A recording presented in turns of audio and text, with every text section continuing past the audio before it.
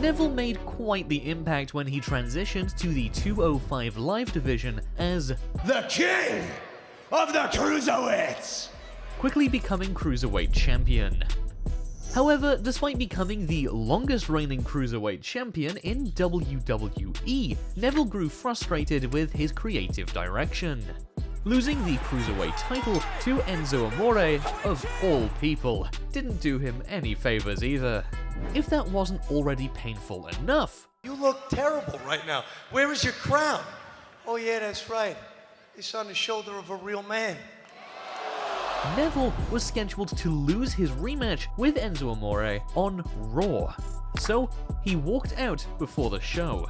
That was the last time Neville was seen in a WWE ring. At Vengeance 2007, Chris Benoit was scheduled to face CM Punk for the vacant ECW World Championship. However, he never showed up.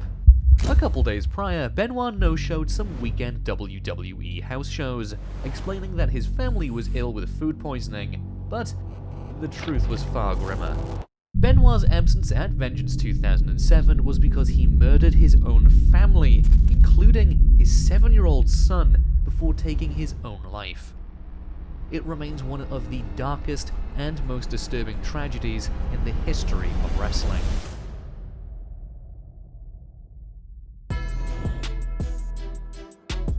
With his verbal pipe bombs, the outspoken CM Punk never shied away from sharing his true feelings about the WWE.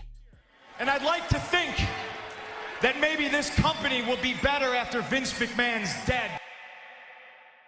By 2014, Punk had lost all passion and grew tired to the point that he was ready to call it quits.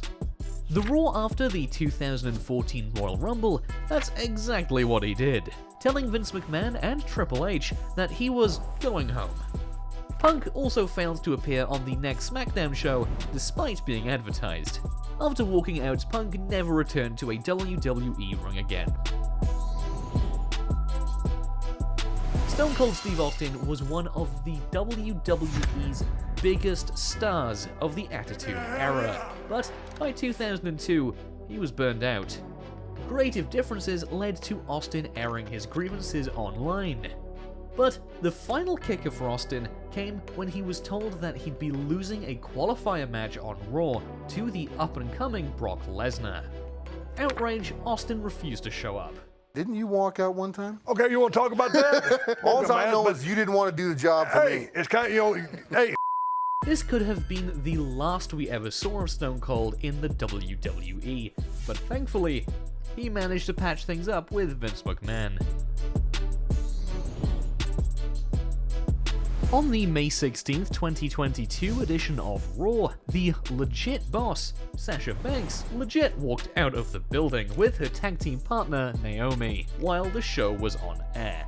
Both women were originally scheduled to be part of a six-pack challenge until Sasha Banks and Naomi summarily and unprofessionally left the arena.